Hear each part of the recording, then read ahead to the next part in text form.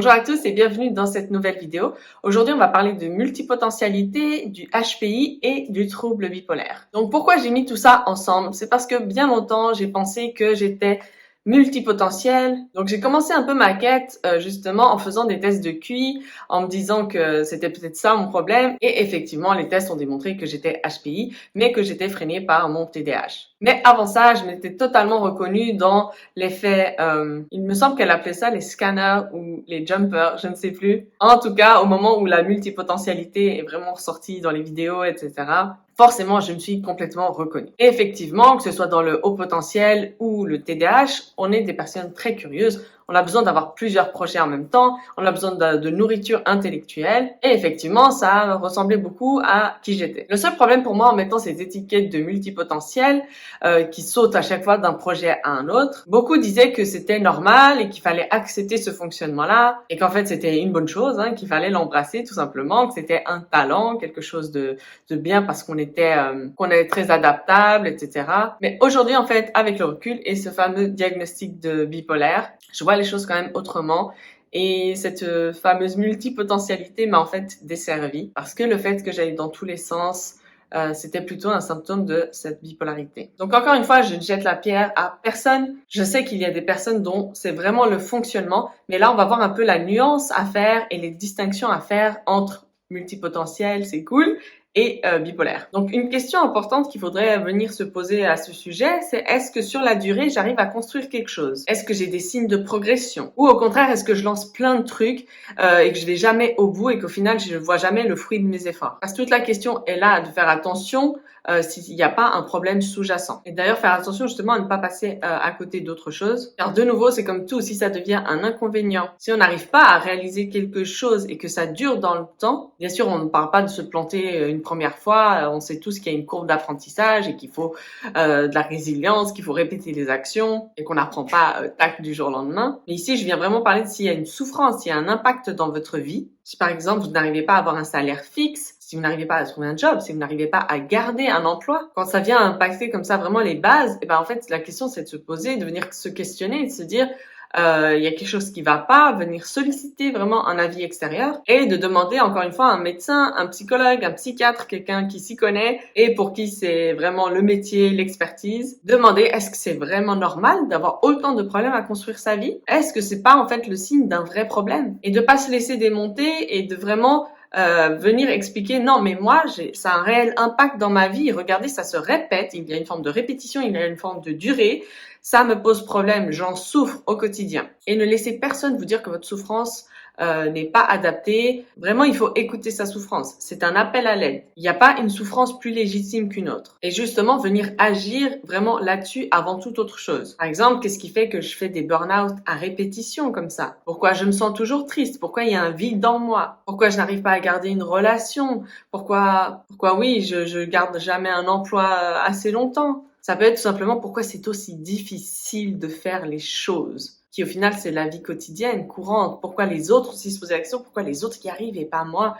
Pourquoi c'est aussi dur pour moi? Donc là, on parle pas de se victimiser, c'est légitime. Si vous remarquez que ça ne va pas, que ça dure, demandez de l'aide, demandez un avis extérieur. Parce que soi-même, on ne se voit pas. La seule chose, c'est on se ressent.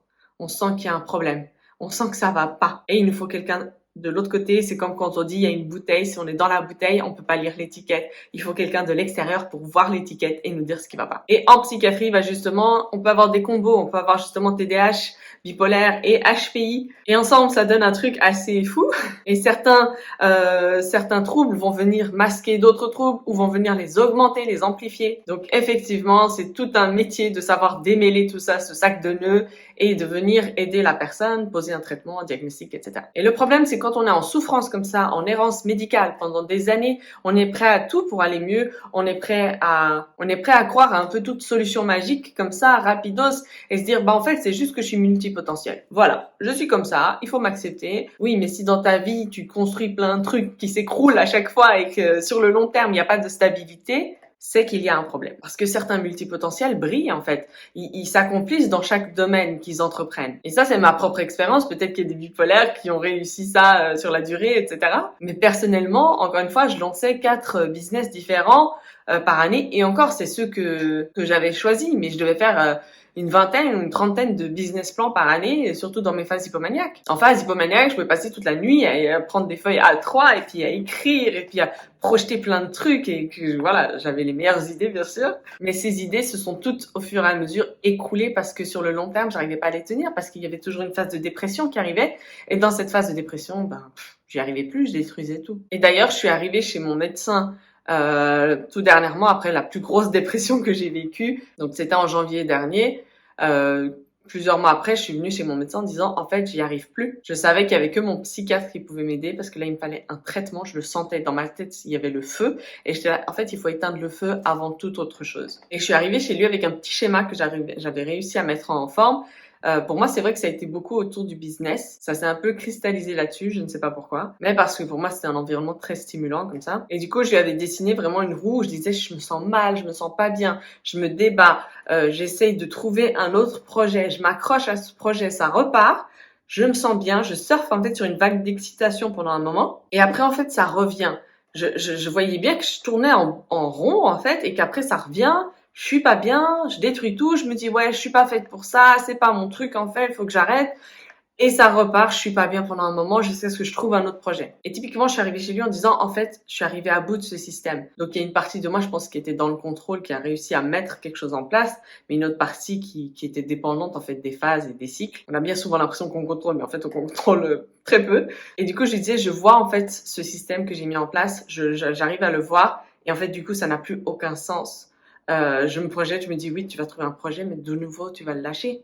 Donc en fait, j'étais arrivée à un stade de ma vie où je voyais pas d'avenir. Et c'est là qu'on a su que j'étais vraiment en dépression. Je voyais plus d'avenir, je voyais plus de sens. Je disais, ça n'a pas de sens que je fasse ça continuellement, que je lance des projets et que je les arrête, et que je relance un nouveau projet et que je les arrête. En plus d'avoir cette étiquette vraiment de quelqu'un d'instable, qui finit jamais rien, du coup, on n'est plus pris au sérieux aussi sur ce qu'on dit. J'en étais venue à cacher mes projets, enfin, j'essayais de ne pas en parler, mais après, en phase hypomaniaque, je racontais tout, que ça allait me générer plein d'argent, que j'allais devenir célèbre, que j'allais travailler avec Beyoncé. Bref, tout ça pour vous dire de faire attention à ces termes, à ces choses qui, soi-disant, expliqueraient tout. Voilà, on met de la nuance, on regarde, est-ce qu'il n'y aurait pas autre chose? Et typiquement, les questions que je vous ai données, posez-les-vous, la souffrance, le fait de rien pouvoir construire sur du long terme, c'est vraiment des facteurs très importants. Donc voilà, c'est tout pour aujourd'hui. N'oubliez pas de vous abonner et d'ici la prochaine fois, prenez soin de vous. Bye!